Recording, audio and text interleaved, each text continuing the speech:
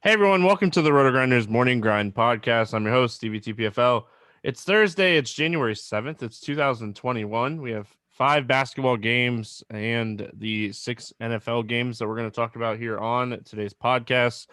Podcast is brought to you by Monkey Knife Fight. If you guys haven't checked them out, now's the time to check them out. They got a ton of stuff going on over there for the NFL playoffs, NBA stuff going on each and every day. They got golf stuff firing up as well. So if you guys haven't, make sure you check them out. Use the promo code Grinders, get 100% deposit bonus up to $50. The link will be in the description. You can go to rotogrinders.com/partners/MKF, and that'll be the easiest way to get your 100% deposit bonus up to $50. So I'm joined today by my good buddy Grant G407. How are you doing, my friend? Oh, I'm doing just fantastic today. DFS still up in the air. We're recording this a little bit earlier, so the Sacramento game is about to start. I have a lot of Holmes and a lot of other guys in that game, so we'll see where I end up. But already pretty much even today because bet on the Knicks, like I told you guys on the podcast yesterday, and they pulled it out against the Jazz. Yeah, well, I said bet the under on the Orlando game, and it went way under. So, but yeah, I played Trae Young on my main build, so I stopped watching NBA hours ago. So, was watching Zoe's Extraordinary Playlist with my wonderful wife. So that's How is that? Man, the first season was really good. We just it was the first episode of the second season. So, but yeah, we'll see how it comes and plays out. Hey, you got a girlfriend now. You should watch it with her. Yeah, and very, very well may. Let's get into this basketball slate. We start with Philly at Brooklyn, 224 total here. Philly favored by 2. Dinwiddie and Durant are out. Philly, it's a back-to-back. We'll have to see if anything comes out of it. What do you like here for the 76ers? The 76ers, sorry, I'm just trying to make sure that I remember everything from the game today because obviously it was a real high-scoring game and everyone played a ton of minutes. So I'm just going through and it's obviously a good matchup for Philly, but like you're looking at the minutes played for everyone on there, and it was a high-paced game, so lots of possessions, lots running down the court. Embiid played 37, Simmons 36, Curry 36, Harris 41, Green 30. Like there are a lot of minutes played in this game. Realistically, probably my favorite play is going to be Shake Milton. I think that he could end up getting a little bit more run on the second end of the back-to-back. He kind of played the least amount of minutes. It's still a good pace matchup. It's not the worst defensive matchup in the world going up against Brooklyn. So he's probably my favorite, but really you can take a shot on any of these guys. The total for this game, I think, is 227. One of the higher ones on the slate. Brooklyn still plays at a fast pace. Harris, Simmons, Embiid. It's just the worrisome part of playing on the second end of a back-to-back and playing that many minutes. So like Milton's my favorite, but really you're taking shots on any of these guys, and I wouldn't go too heavy on playing multiple Philly guys. It'd probably be 1 or 2. I don't think I go full game stack here, but any one of these guys is fine. But Shake Milton's probably, I think, the guy that probably gets the biggest boost because of his lack of minutes played in the last game. Yeah, I think like if everybody plays for Philly, I'll probably pass on most of these guys. Maybe like Tobias. If some guys start getting ruled out, obviously that will change some stuff. But I think like overall, I think the guys that we're potentially looking at here are like Seth Curry and Shake Milton. Like you said, Milton cheap, like the cheaper guys in this Brooklyn game. So I don't know, man. I think you could take shots on Embiid and Simmons, but I don't know how much I really trust it on a back-to-back either. So, and on the Brooklyn side of things, like Kyrie's a top play on the slate. Obviously you got Luka, you got Jokic, LeBron and Anthony Davis, but I think you have to kind of prioritize Kyrie on this slate. What are your thoughts? Yeah, I'm going right back to the well with Kyrie and with LeVert. Don't think I'm playing any other guys there. Kyrie, obviously, without Durant in the offense, he's going to get a ton of usage. The game was a weird game the other night because of the blowout. He didn't get any run the fourth quarter, and he shot lights out in the first quarter. So Kyrie is a fantastic play, even in a tough matchup going against Philly. He's pretty much matchup proof because he can go through any defense. LeVert, though, like 6.8K is still way too cheap for him. only got 21 minutes in the last matchup, still put up 18 shots in there. Him coming off the bench, or even if he gets the start, like this Philly team's going to be a little bit exhausted. 6.8K when you consider a guy is going to have a 35% usage when he's out on the floor in all likelihood, maybe more than that. It's just a silly price tag. I'm not chasing the Jared Allen game. Yes, he got 32 minutes in the last outing versus Utah. I don't know if it'll end up happening again. Joe Harris is fine at 5.3K, but it's a tough matchup. I'm not using him. Jordan, not using him. TLC coming off the bench, still probably only get 24 minutes. If you really need some salary relief, it's not the worst idea in the world. Has 7+ shots in each of the last 3 games, so he can end up getting there if you really need some salary relief, but a lot of the salary relief will probably come off of injuries, depending on who ends up sitting today. But it's Kyrie and it's LeVert here, and I really, really like LeVert. Yeah, I really like Kyrie. I don't mind LeVert. Allen had a monster game the other night because they let him kind of just get some extra run. I don't expect that to happen on a nightly basis, but DeAndre Jordan, he only played 9 minutes the other night. If we knew like Allen was going to be playing like solid minutes, like we would definitely be targeting him, on a nightly basis.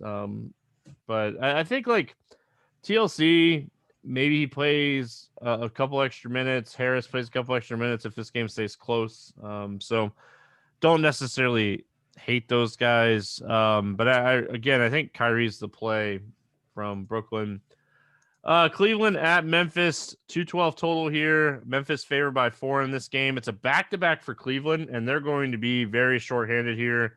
Obviously we'll have to be paying attention to the news with like Kevin Love and Garland and Porter and Exum and these guys and Deladova. But Sexton got banged up in the game against Orlando, and Dotson got banged up in the game against Orlando. So they were ankle injuries. So we'll obviously have to wait and see on them. And then on the Memphis side of things, Triple J is still out, Morant's out, and Winslow's out. So 2 really shorthanded teams with Cleveland on a back-to-back. Is there anything that you like here for the Cavs? I mean, yeah, we have to kind of wait and see on news. Like, don't know who's going to be playing, but Drummond, I think, is the main guy that sticks out at 8.4K, and strictly an upside play. It's a 5-game slate. Otherwise, I probably wouldn't consider him on a bigger slate, but definitely has the upside to really get you there in this spot. Sexton, yeah, if he doesn't end up playing, then that could open up a whole lot of spots or a whole lot of usage, a whole lot of minutes. It's just tough not knowing who's going to be playing tomorrow. I wouldn't be surprised. I think that Garland might have already been ruled out. I don't know. But yeah, we don't have the news on things yet. And it's kind of just got to wait and see who's going to end up playing. And that's pretty much all you can do. But no one's really priced up that much if everyone ends up sitting.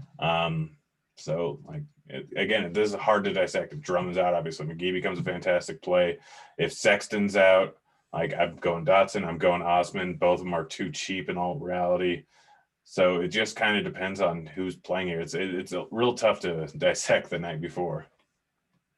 Yeah, honestly, like there's just so many guys that could potentially be out here for Cleveland. It's really tough because like Lamar Stevens got run. Okoro got run. Osman. I feel like Osman's going to be like the usage guy, but he's coming off of 38 minutes against Orlando. Hopefully, he can handle it. So I don't know. I think like overall in this matchup, Osman would probably be my favorite. And then I would probably like prioritize like Nance and Drummond and, see how the value kind of shakes up. And then on the Memphis side of things, what do you like here for the Grizzlies? I mean, probably Brooks and Anderson would be the 2 main guys I want to go with. Tough defensive matchup going up against Cleveland. Cleveland doesn't play at a high pace. Like Brooks hasn't been great recently, hasn't been getting a ton of minutes. But some of those were because of blowouts. Some of those were because of foul trouble. Realistically, I think he gets full run here. In a slower paced game, I think that favors him a little bit. And then Anderson should play enough minutes. He's 6.4K, like with all the injuries here. He should get it done on the floor. Clark's fine, but this is just an ugly game, and it's entirely based on who's in and who's out here. they'll give you any interest. It's one of the lowest, if not the lowest total on the slate, if I remember correctly. So you pretty much have to wait till tomorrow. But if everyone ends up playing that is currently expected to play, this is probably one of the games I'll avoid the most on the night. Yeah, this is one of those games that like you could play some value pieces from, but you don't have to go like too crazy here. Brandon Clark's played at least 29 minutes in four of his last 5 games. He'd be someone interesting in the spot, but Dylan Brooks, Kyle Anderson, those would be the guys that would be looking at the most on this one. Dallas at Denver, 225.5 total here. Denver favored by 3.5. Trey Burke and Porzingis is out, and then Michael Porter Jr. is questionable. Start with Dallas. What do you like here for the Mavs? Luka at 10-5, but there's a few guys that might be better plays in the higher range. But Luka at 10-5 is not the worst play in the world. Hardaway, I think, is still going to keep coming off the bench, which will increase his usage quite a bit. I know he shot lights out the other night, and that's why he ended up with such a massive game. But he's still only 6K. I think he offers a little amount of upside on a 5-game slate. But outside of that, like, I don't want Kleber. I don't want DFS. I don't want Powell. I don't really want anyone here in this spot over on Dallas. A lot more of my interest is over on the Denver side. I think you could definitely look at Luka here. Denver is last in defensive efficiency through the first few games this season.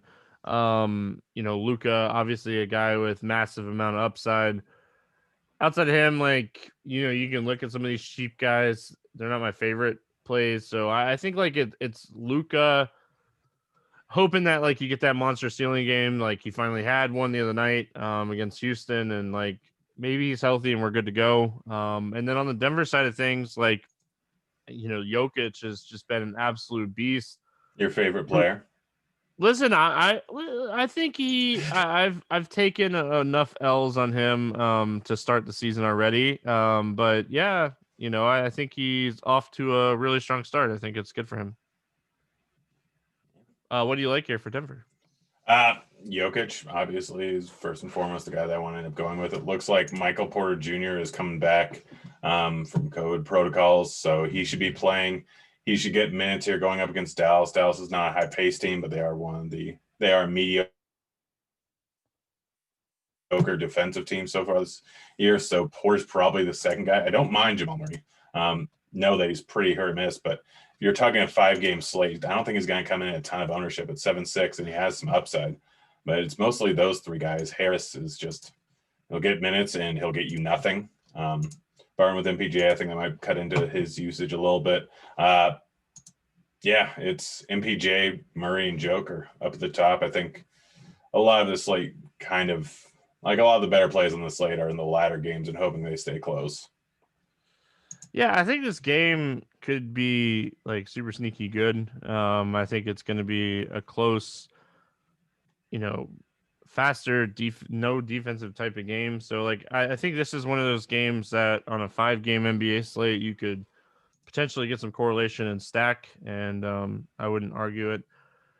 Moving on, we got Minnesota at Portland, 232 total here. Portland favored by 10. Okaji's out, Cat is out, and then we didn't get like an injury report released for Portland yet, but I don't really think it'd be too crazy. Rodney Hood might not play again, so we'll have to kind of see. But Zach Collins, what are we looking at here on Minnesota? And Hernangomez, I assume we're going to chase. I know I don't expect him to go for 46 again, but he's still 4.4K with all the injuries. I'm guessing he's probably going to get enough minutes to get there. Can get done both scoring and on boards. So he's the main guy. Outside of that, it's Russell and Beasley. Like, both of them still going to get a ton of usage. Portland's a terrible defensive team. The only thing you have to worry about here is a blowout.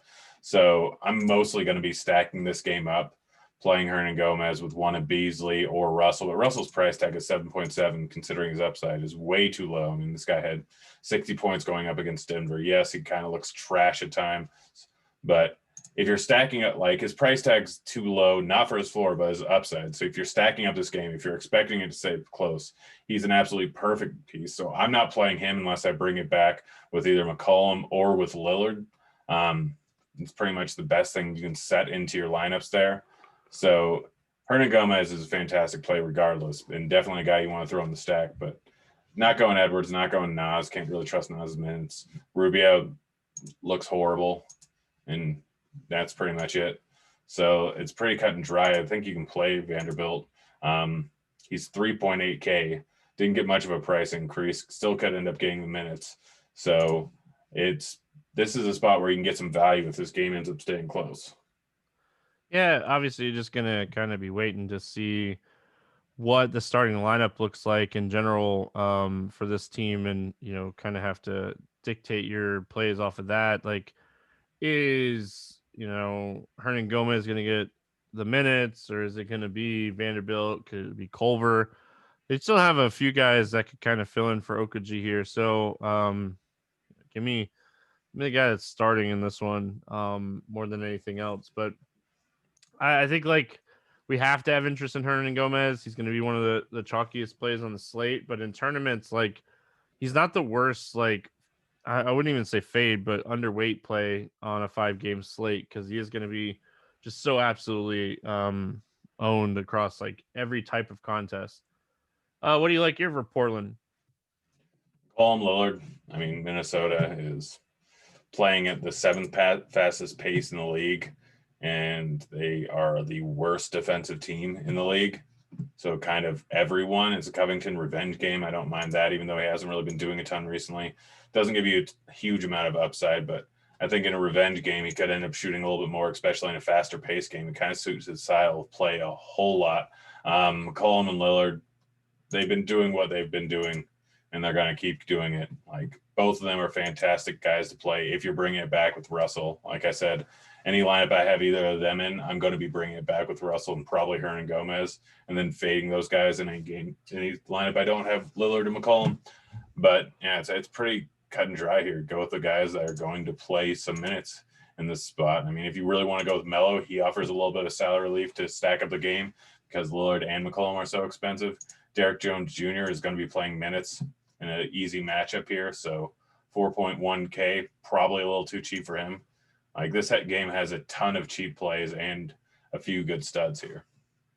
Yeah, like I think like obviously you're kind of hoping this game just stays close if you're stacking it, and I think that's how you're gonna have to like play D'Angelo Russell and stuff, Lillard and McCollum, and like I don't mind Carmelo here at 4,300 to get some value on this slate. Obviously, we have a couple teams on back-to-backs. A lot of value could potentially open up. So maybe Melo doesn't make the final cut, but it is something to kind of pay attention to. We finished it out with San Antonio at LA taking on the Lakers. 224.5 total here. Lakers favored by 9. Derek White is out. KCP, LeBron, and AD are all questionable. But the fact that the Lakers are favored by 9 has me thinking like we're going to see AD and LeBron play here. What are your thoughts on San Antonio? I mean, the nice thing is the 3 main games with the 3 teams with studs on them that you want to play in this spot here are all playing at the same time. So we'll have this news not before the first 2 games start, but when all these 3 of these games start at the same time. So just something to keep in mind there when you're building lineups. But DeRozan, Johnson, I'm not playing LMS. Didn't think he ends up playing. He's not going to end up with a ton of minutes. So like they'll keep fading him along and limiting his minutes. So it's Johnson, Murray, and DeRozan. That's where we know the offense is coming from. All 3 of these guys are going to end up with a lot of minutes. They're the main part of this offense, but none of them are great plays. They're just kind of fillers. I mean, it's a bad matchup going up against the Lakers. I don't know if this game ends up staying close, 9-point favorite, but there's a few blowout risks on this slate. Again, it's mostly I'm waiting on news. If AD and LeBron are playing, then I don't know if I want to play this game, and I'll probably pivot over to the Denver and Dallas game and the Minnesota game. Yeah, like overall, like this game in general, if it stays close, like DeRozan or DeJounte are probably having big games. Keldon Johnson's had some really good games, but his price is kind of caught up to the production. I think like it's DeRozan, Murray, and run it back with like one of LeBron or Anthony Davis if you're kind of playing this game. So Lakers. Do you want to get into Lakers here? I know if LeBron and Anthony Davis are both out, like you play Kyle Kuzma on every team. You play Kuzma, you play Schroeder, you play pretty much everyone here. This is where all the value is going to come from, but I don't really expect both of them to sit. And if LeBron sits, play Anthony Davis. If Anthony Davis sits, play LeBron. And if one of them sits, then I still think there's a decent amount of value with Schroeder, with Kuzma, with a few guys in this spot here. But it's all up to injury news. If you don't have to lock in Davis or James, they just become really good plays. And this is a perfect spot to take advantage of late swap. There's so many studs on the late slate. You can move things around a ton, and people are just going to see the Q tag beside James and Davis. So if we don't get news before lock, then it's a great idea to swap over to these guys if one of them is ruled out. So yeah, it's Davis or it's James for me.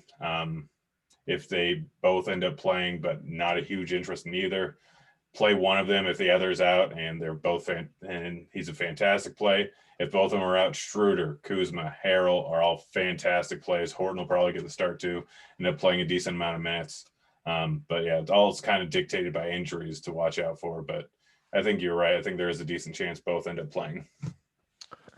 Let's move on to the NFL slate here. We're going to play the morning grind game on the NFL side of things for this podcast. So, again, ton of NBA content. I know I have some premium stuff like expert survey and stuff that I'm doing on today, Thursday. So if you guys have any questions, always feel free to reach out in Discord or reach out on Twitter. Grant, let's talk football.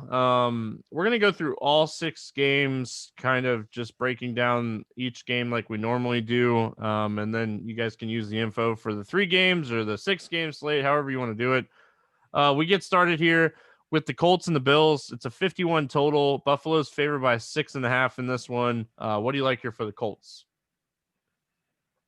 For the Colts, Jonathan Taylor is fine. Like, the Bills have a decent defense, but he's going to get fed here. Outside of that, it's tough to really trust any of these wide receivers, but I think it's a decent spot since it's especially if you're playing the 3-game slate, not the entire weekend slate, to take a shot on one of these wide receivers. Hilton can go off for a big game. Pascal and Pittman offer you a decent amount of value. I don't expect them to be terribly high owned. So, none of these guys really stand out as great plays, as pretty much every week they don't stand out as fantastic plays. Rivers tends to spread the ball around. They're all kind of priced appropriately.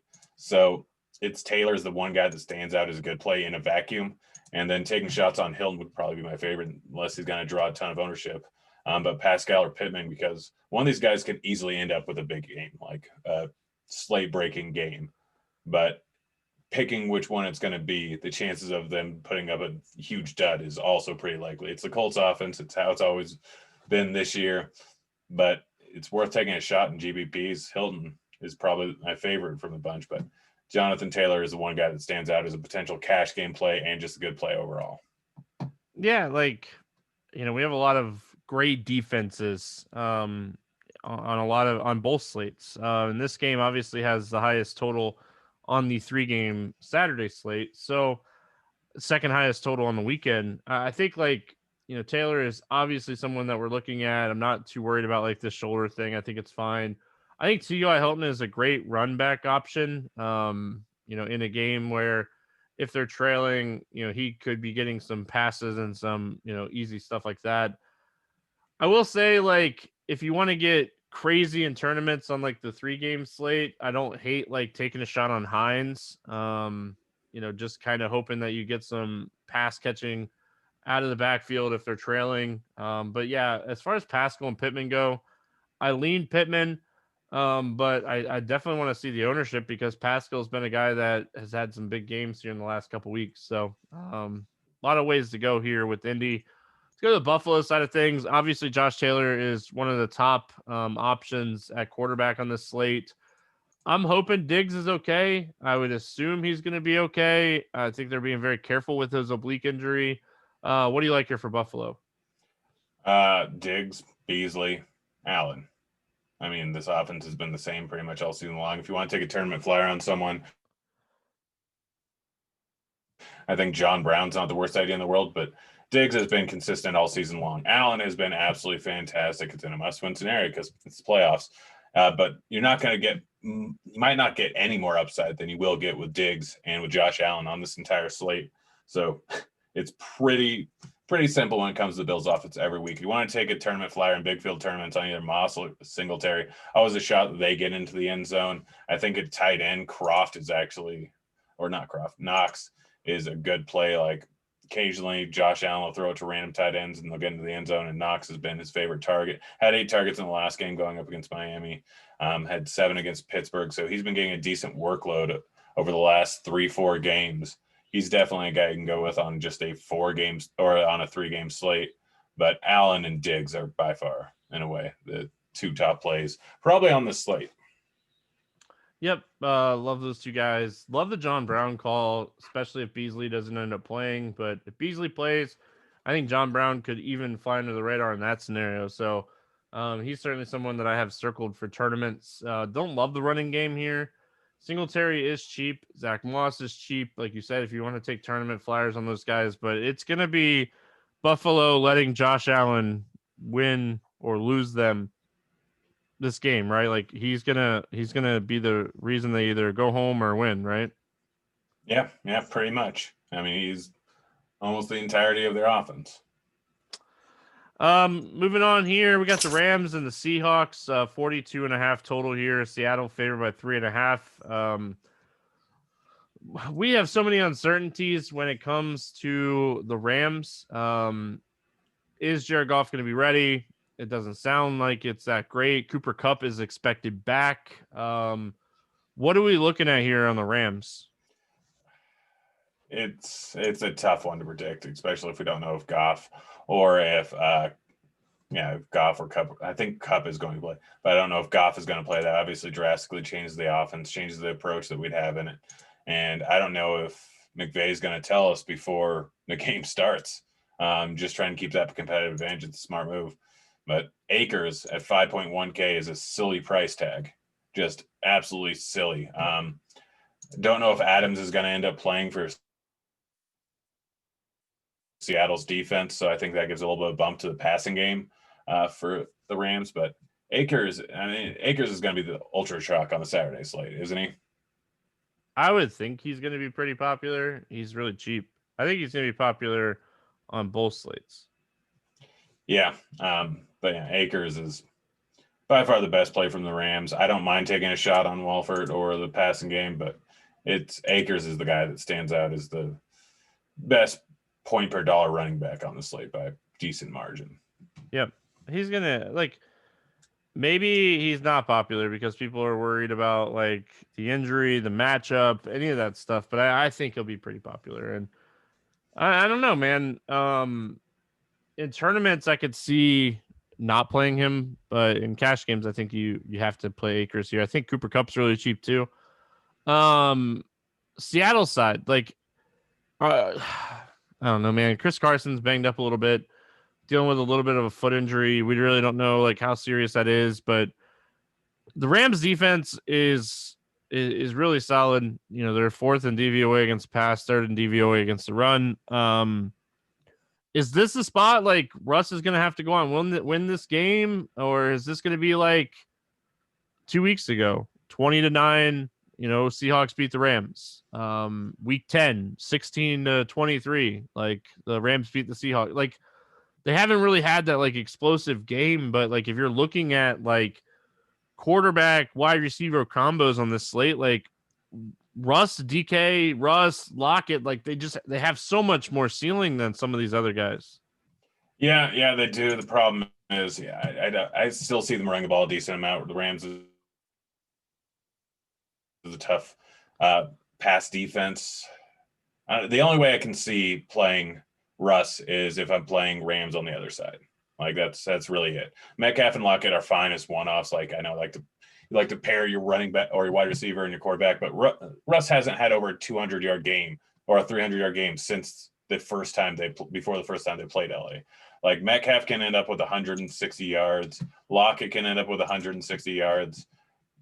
Either one of them can end up with 2 touchdowns, but Like I don't want anything from the Seattle side. Like they're just running the ball too much. They're mixing in Hyde too much. This is going to be a low scoring game. I think the only way I'm playing Russ is if I'm bringing it back with Akers and Woods or Akers and Cup, or Cup and Woods. It's just that simple. Like you have to full on game stack this game if you're playing Russ, or you just leave Russ alone. I think that's the right approach. Full stack or stay away. I think is how I'm going to approach this one. Tampa at Washington, 45 total here. Tampa favored by 8.5. Awesome story, Alex Smith. I think he definitely deserves the comeback player of the year. Obviously there's some injuries that we're waiting on this one. Mike Evans had to get carted off the field in week 17 with a knee injury.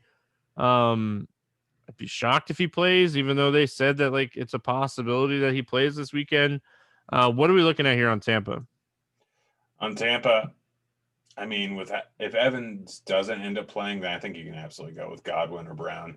Both of them are going to get an increase in target share. Both of them have a decent shot at a massive game. Scotty Miller will probably get a decent increase in targets, and he's cheap at 3.4K. Don't mind him, but it's predominantly Brown and Godwin. I don't think I'm playing Brady. Like I'm probably using one wide receiver as a one-off, one of those two guys. I think one of them ends up with a decent game. The Washington defense has been really good. This team has been really good under Alex Smith. I think that Washington ends up beating Brady this weekend. Wouldn't be surprised by that at all. So I'm mostly staying away from the Bucs in this spot. And the only thing I'm using is Godwin or Brown as a one-off, or if Mike Evans plays and he looks all right, using him as a one-off. But that's really it. Yeah, this team's been so good against the pass all season, but I think like Brady is someone that we have to consider. I think you have to consider Godwin. I think you have to consider like Antonio Brown. Even like Gronk. Like I think all these guys are realistically in play here. And then on the Washington side, like if McLaurin's a go, I think he is a top end point per dollar play. Him and Logan Thomas are going to get a ton of targets in this game from Alex Smith. Yeah, McLaurin and Gibson are fantastic plays. It's just that simple. Gibson, if he's good to go, which he should be, every time he's good to go, he puts up a big game. Like he's getting almost 20 touches a game. The last 4 games that he's ended up playing the entire game. So Gibson is a fantastic play, even gets this tough Buxty. I might not consider him on a big slate, but there's a 3-game slate or a 6-game slate. Absolutely worth it. But we know exactly where this offense is going. It's Logan Thomas is going to get a massive target share. McLaurin is going to get a massive target share. And Gibson is going to get a decent target share, and they're going to run the ball on the ground, and he's super talented. So I don't know if I'll end up using Alex Smith at all. I honestly, going through the slate, I'm probably just going 100% Josh Allen because he's the greatest quarterback ever. But the passing game, it's Thomas, it's McLaurin, it's Gibson. Yeah, and that's the Saturday slate. If like you're playing Saturday, Sunday, I think you can, obviously look at like Lamar and stuff. But yeah. I think Josh Allen's going to be super popular in general here, and like that makes me like somewhat interested in like Brady because I think like he's the only other guy that like or him or Wilson like that could go 3 touchdowns and like compete with Josh Allen. Ownership would be a lot lower on those guys. So, yeah, like I don't know. Washington's pretty straightforward for me. Like I want McLaurin and I want Logan Thomas, and that's really it. Moving on to the Sunday games, Baltimore and Tennessee is where we get started. It's the highest total on the entire slate. On the whole entire weekend, it's a 55 total. Baltimore's favored by 3.5. Let's start with Baltimore. Tennessee finished the season 30th in DVOA against the pass. I know Lamar Jackson's not going to drop back and throw the ball 40 times, but this is a phenomenal spot for Lamar Jackson. Yeah, I just don't know if I want to play any of his passing options. Honestly, it's Jackson naked is probably what I want to end up going with. If I am, it's probably going to be Hollywood Brown, but my guess is that's what most people are going to do. So it's really not going to be terribly contrarian. I know he's had 6 touchdowns in the last 6 games. He's put up 10+ points in each of the last 6 games, but I just don't know. Like, I don't think that Lamar's going to get, or my plan is to play him and not really play his wide receivers. But yeah, if I'm going with anyone, it's Andrews and it's Brown. Like if you really want to take a shot on Boykins, that's not the worst idea in the world. It's some salary saving. He's had double-digit outing twice in the last 5 weeks, but he's still not getting over 3 targets in any game this entire year, or at least since week 5. We know exactly where Lamar goes. I don't think I'm taking a shot on Dobbins. I know that he's done really well, but he's still not getting over 15 touches a game. He just happened to break off a massive run the other week. They're still going to mix in Gus into the game. So it's Lamar as the main guy one here. If you want to throw in Brown and Andrews, that's fine, but I'll look elsewhere. There's a few other decent options on the slate. Yeah, I think overall, this is just like a Lamar. Tight end's kind of weak, so like Andrews, Lamar, Hollywood Brown is okay, but I don't know. Overall, I think this is one of those games that you're just kind of really iffy about how this game like potentially plays out in general, but this should be the highest scoring game. So like I think you have to have exposure to Hollywood Brown, to Andrews, to Lamar, to Gus Edwards, to like all these guys, like any of these guys that could break off a big game. I think that you have to have a little exposure to these guys. If you're playing a bunch of tournament teams. And then on the Tennessee side of things, like Derrick Henry is going to be the most popular play on the Sunday slate. On the Sunday slate, he'll probably be pretty popular as well. Listen, he's been an absolute beast. This is, a pretty middle of the road type of matchup. What do you like here for Tennessee? I mean, it's playoff Derrick Henry. I think last year going up against Baltimore, he had 170 rushing yards.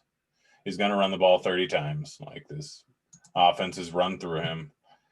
Play him. If you don't play him, then play Brown and Tannehill and Jonnu Smith and Corey Davis. Brown is a fantastic play. Corey Davis has been playing really well and he's drastically cheaper, but play the passing game. Like this is a massive total. Derrick Henry can fail if he just ends up not getting into the end zone. He's going to be so heavily owned that it's the perfect leverage play to play this Tennessee offense in the passing game. So that's pretty much it. They have a 25.75 total. Tannehill has 40-point upside. Like he can run the ball, and A.J. Brown and Corey Davis have 30-point upside. Jonnu Smith has 2 touchdown upside. Like we know exactly where this is going in this offense, and it's just a perfect pivot. Is it scary to fade Henry and play Tannehill in the passing game? Yes. Can they both end up hitting? Yes, but more than likely it's going to be one or the other. But this is going to be a high enough scoring game that both A.J. Brown and Henry, or both Davis and Henry end up hitting. It's only a 3-game slate or a 6-game slate. So they could still end up both being in the winning lineup. Yeah, I think like if you want to get contrarian, you could potentially play Henry, Tannehill, and like AJ or Corey Davis, but something that you normally wouldn't do on like a main slate. But this is a much smaller type of slate, so you could be a little bit more different. Chicago at New Orleans, 47.5 total. New Orleans favored by 10 in this game. New Orleans defense has been fantastic this season. What, if anything, do you like here for the Bears? Nothing. I mean, you can go with Montgomery, you can go with Trubisky, you can go with Robinson, but 18.75 implied total on a slate where 4 out of the 6 teams have over a 25 implied team total. I know there's game theory and other stuff. I'm going to take a shot on anyone. It's most likely Robinson, but I don't see many scenarios where Trubisky ends up outscoring Tannehill and Lamar and Ben and Baker and Breeze. Like it's just, you can go other places. I mean, if you're going to look at anyone on this team, it's probably Jimmy Graham or Kmet, hoping that they end up with 2 touchdowns. Like that's how you end up taking down the slate. If you're playing Trubisky, playing with Jimmy Graham probably, just in case he ends up getting multiple touchdowns, because that's the way that Trubisky ends up getting there, and that's the way that Jimmy Graham ends up on the winning lineup. Yeah, I think like Allen Robinson, if you're stacking the Saints, is fine. Running it back with him, running it back with Kmet. Montgomery, this is a really, really tough matchup, but he's been fantastic here down the stretch. over 20 fantasy points and 6 straight to finish the season for David Montgomery. So I don't think like you necessarily want to fade him, but I do think this is a really tough matchup. It is the playoffs, and the guys that get the touches are going to get the touches. This is a dude that like last week when they were trailing to Green Bay had 9 catches. So he could do it on the receiving end too with Cohen still out. So the Saints side of things, like I guess the thing that we need to point out first is like Michael Thomas is cheap everywhere. Yeah. I mean, we still need to make sure that he plays, but it's in New Orleans. He's 6.3K. Breeze is at the helm. Like, yeah, I'm probably just going to lock him in. I don't see any way that doesn't end up hitting value. If you really want to pick, if you're not playing Thomas, you pretty much need to be playing Kamara. That's it. Like, it's as simple as that. If you want to play Breeze, that's fine. But Thomas is just a lock for me. I'm probably going to go 100% on him. Yeah, I don't think that's a crazy idea at his price. Assuming that he plays, like we're going off the assumption that like he plays. It sounds like he's going to play anyway. So we'll have to kind of see, what kind of news comes out with that. But yeah, I think like, Michael Thomas is the top wide receiver on this slate. And I don't think it's like particularly like that close either. So, Kamara, you mentioned him. Emmanuel Sanders will be really low owned with Thomas coming back, and I think like you could take shots on him in large field tournaments. That's kind of it though. Let's move on to Cleveland and Pittsburgh. It's a 47 total. Pittsburgh favored by 6. What do you like here for Cleveland? I mean, Chubb and Hunt are fine, but I think I'm going to target more of the passing game.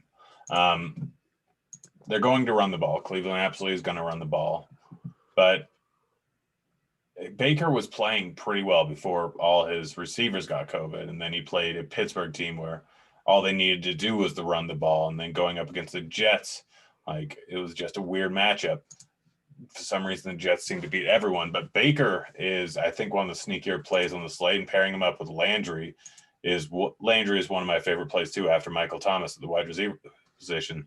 He's been playing fantastic, like averaging over 20 points, I think, in the last 5 weeks.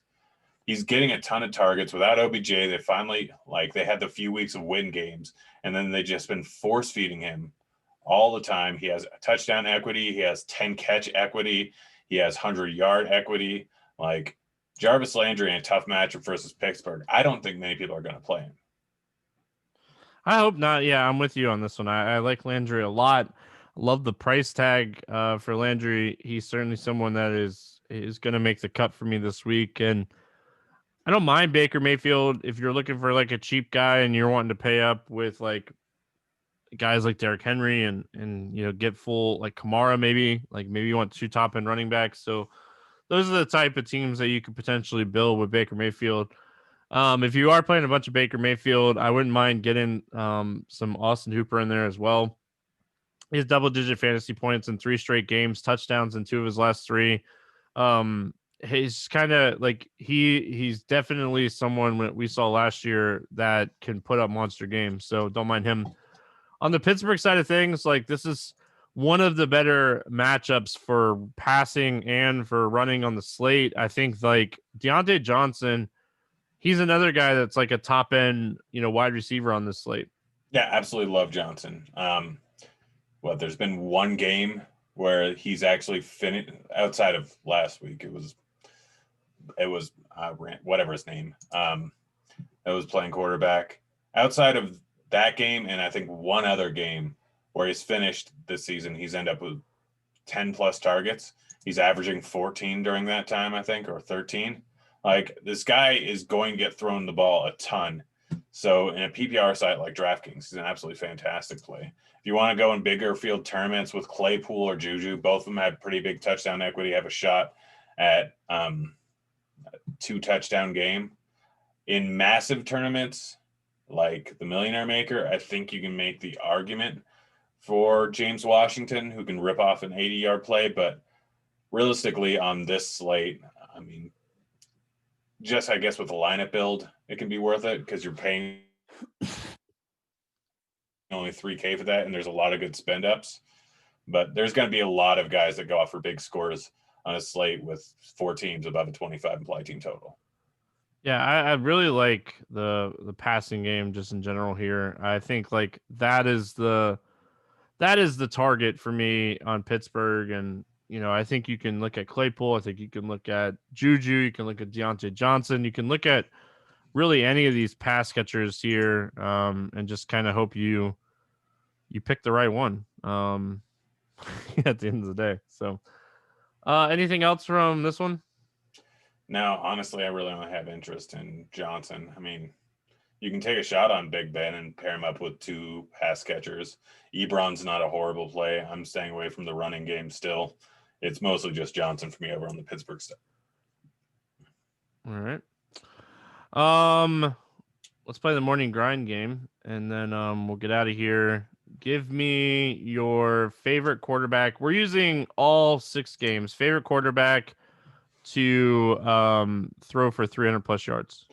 The answer is the obvious answer, but I'm going to say Mayfield instead of Allen, just because Allen's too easy. All right. Baker it is. I'm going to go Tom Brady. Go different a little bit here. Give me a low-owned running back for a touchdown.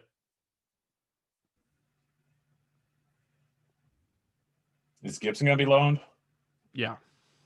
All right, answer.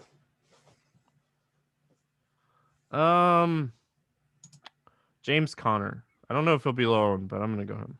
I don't think anyone's playing him. Give me a quarterback, wide receiver stack for a touchdown. Landry. Thomas is the obvious one, but Landry. Baker and Landry. I'm going to go Ben and Deontay Johnson.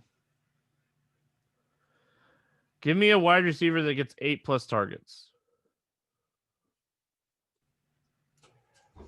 I'm going to go with Beasley. All right. I think DK Metcalf low-key gets like 12 targets in this game. I don't know if he'll be able to do a lot with it. We'll see, but I think DK Metcalf is who I'm going to pick here. Give me a tight end for a touchdown. Logan Thomas. All right. I'm going to go Hoopa. He's gonna dunk it when he gets it. We usually go defense for 10+. Just I think the Seahawks defense is like the defense on this slate. What do you think? Yeah, I mean, especially they're so cheap. If Walford ends up playing. I think even if Goff plays, is he gonna be 100%? Like no way, right? Yeah, but I mean, they could end up running the ball all game long is the problem. Yeah, I guess, but I don't know. I think, and a lot of that depends on Adams. Adams is going to add probably an extra sack to the game, like potential extra turnover. He might not do it himself, but just what he brings to the defense is pretty massive. Honestly, if he doesn't end up playing, then I think if Seattle's going to be a chalky defense to fade them. Any final thoughts before we get out of here? Nope. Holmes is crushing it though. Does Levine and Fox have 100 points apiece? That's all. Fox is out. Oh well. Yeah, you don't need to watch any more basketball. Yeah, listen, I stopped. Honestly, I stopped watching so long ago. He what hamstring injury? Is that what I'm reading? I think so. Yeah, I don't know. I wasn't paying. I just saw the notification while we were on the pod. All right, awesome. I wish De'Aaron Fox the best. I hate seeing people get injured. Wish Fultz a speedy recovery as well. If you guys haven't checked out Monkey Knife Fight, make sure you guys do that. If not, we'll see you guys on Friday for some more NBA talk. Good luck in your contest, and we'll see you then. Hey, kids.